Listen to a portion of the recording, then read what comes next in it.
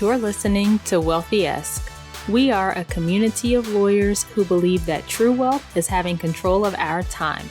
I'm Ro Thomas, and as a busy wife, mom, and big law associate, I know all too well the tension between the culture of the legal profession and pretty much everything else you want to do in life.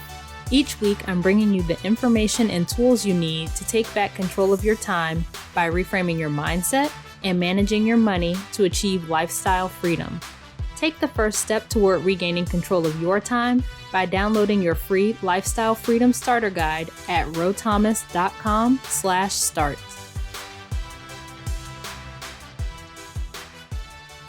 Hey friend, welcome back to the show. I hope you are doing well and having a great day so far. So today we are talking about delayed gratification. Lawyers are no stranger to the concept of delayed gratification. Instead of going into the workforce and earning money after college, you went to law school instead. Or if you did start working before law school, you decided to defer earning additional income or to reduce your income to go back to school. Then in law school, you may have decided to stay in and study or outline when you really wanted to go out. And that point reminds me of a conversation I had with one of my professors my very first year of law school. She told me that I could come into law school and treat it as an extension of college and go out every weekend and do all the things that some other students would do, or I could make some sacrifices for 3 years and have fun in a whole different way once I had secured the kind of job I wanted. Because she knew I was interested in big law. She was a former big law attorney herself. And she told me that looking at the long-term goal, 3 years was not a long time. And she was right. That time flew by, and I still had fun, and I hung out, and I made friends and all that.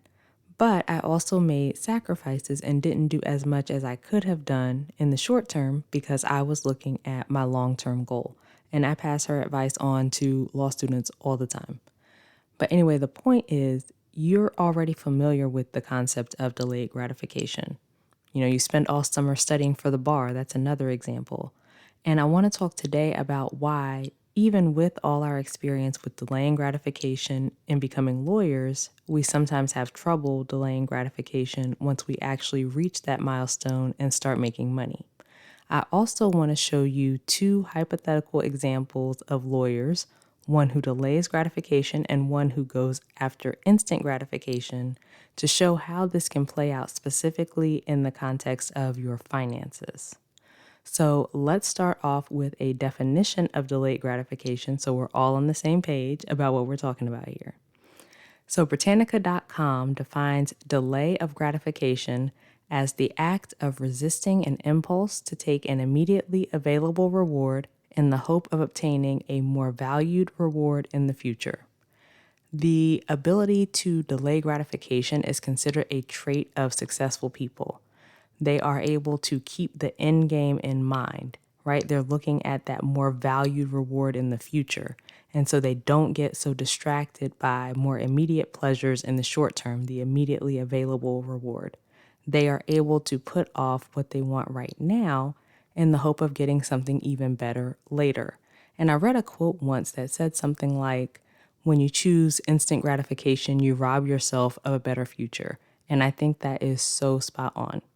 So why then do we have trouble with delaying gratification?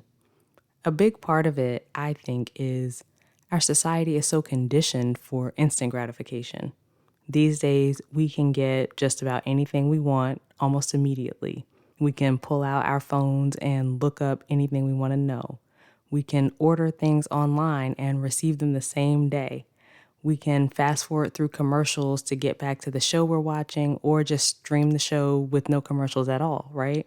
We can stream just about any song we want instantly. And that alone is revolutionary because I remember listening to the radio, waiting for my favorite song to come on, and I had my tape all set up, ready to go so I could record it.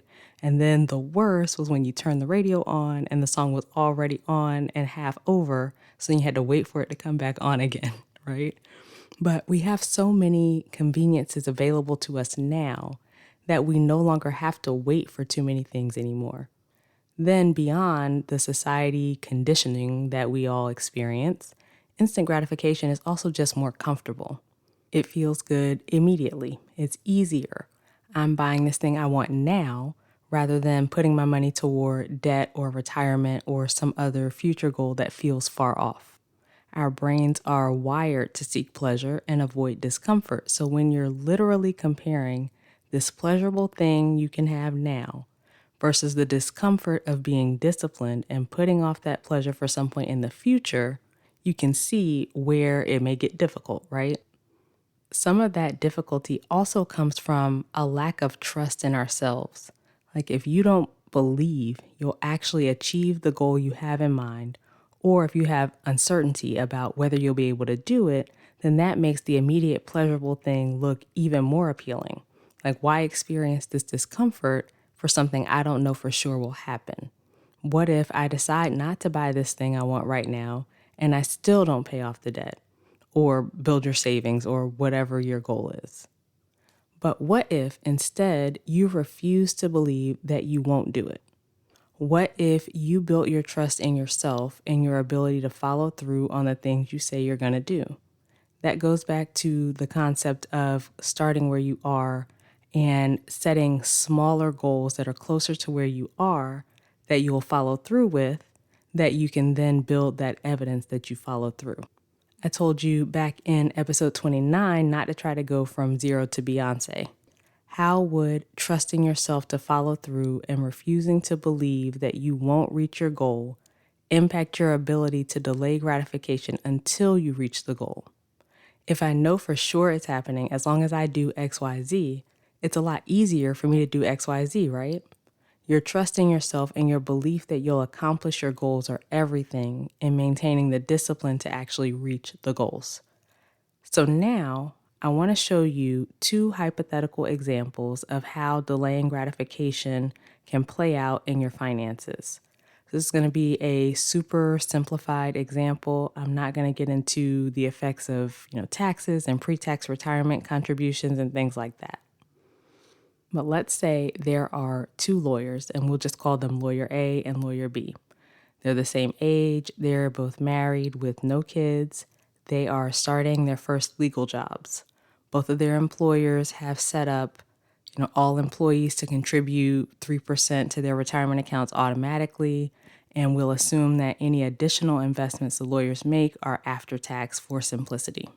So they both have a household take-home income of $10,000 per month and student loans of $150,000. And make these numbers fit your situation. Like if these are too high or too low for your household, just think about comparable numbers for your situation and adjust accordingly. But this is just to give you an idea. Getting into their specific spending habits, Lawyer A is ready to live the life. Like she's worked hard to get where she is. She believes that she deserves to enjoy the fruits of her labor. And so she buys a condo in a high rise down the street from the firm for $620,000, and the mortgage is $3,200 a month. The condo also has a $500 a month HOA fee.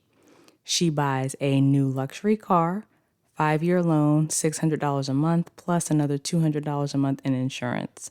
And then the minimum monthly payment on the student loans is $1,500, and I assume just the regular 10-year repayment plan and 5% interest there.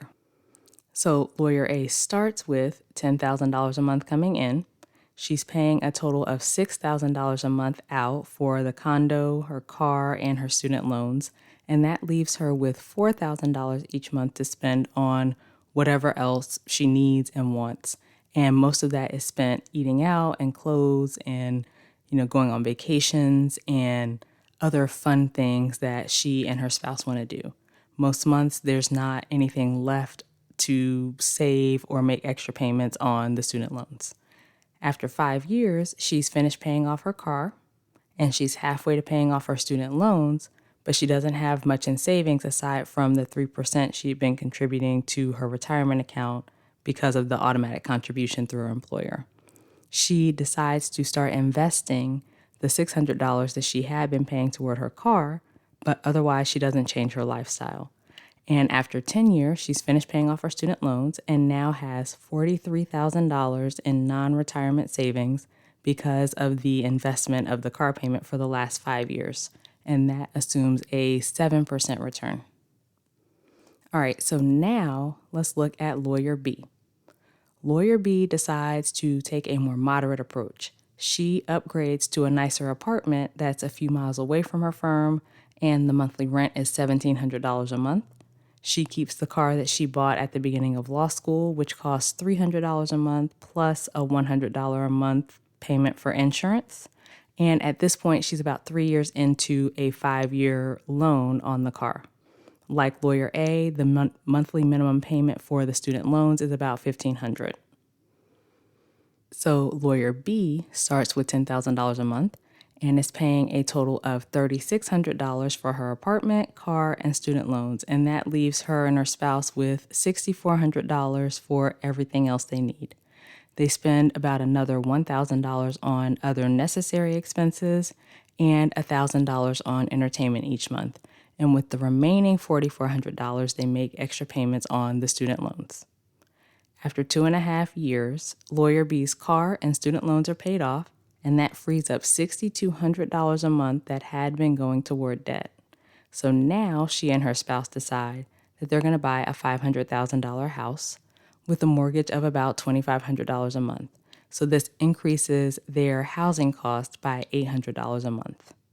They also increase their spending for other expenses and entertainment by another $1,000 a month. And they invest the remaining $4,400 that's left over from what had been going toward debt, and they invest that at the same 7% return that we assume for Lawyer A. So at the 5-year mark, Lawyer B now has no non-mortgage debt and $144,000 in non-retirement savings. At the 10-year mark, she has $519,000. And remember, that is compared to Lawyer A having $43,000 after 10 years. As you can see, Lawyer B is in a pretty good position financially. She increased her lifestyle a little after graduation, but she delayed gratification for a few years and focused on her finances. Then she and her spouse were able to come back. They got the bigger house, and they could even afford to buy a nicer car if they wanted to. She also has a lot of flexibility in the options available to her as far as her employment goes. And all of this assumes no pay increases, no bonuses, or anything like that. Obviously, it was a very simplified example, but the point is, delaying gratification for just a few years can really set you up for the future and open up options for your life in a way that instant gratification can't. So when you are looking at different things that you want to do for your life, just consider if these are things that you want to do right now, or if they're things that you can put off for a little bit while you build toward a more stable financial position. All right, so that's it for this week's episode. Please take a second to subscribe to the show on whatever platform you're listening on. Leave a written review. Both of those things are super helpful. Please also take a second and think of a friend who might benefit from this information and share it with them. And finally, come connect with me over on social media. Let's continue the conversation. My handle on Instagram is @IamRoThomas, and I'm on LinkedIn as RoThomas. All right, friend, as we close out, I pray that you will identify any places you're not making the progress you could be making, whether with your money or other areas of your life, because you're giving in to instant gratification. I pray that you will take the time to explore how your trust in your own ability to achieve your goals plays a part in your trouble with delaying gratification. And as always, I pray that you continue to take steps to regain control of your time, build wealth, and live the life of freedom and choice you deserve. Talk to you later.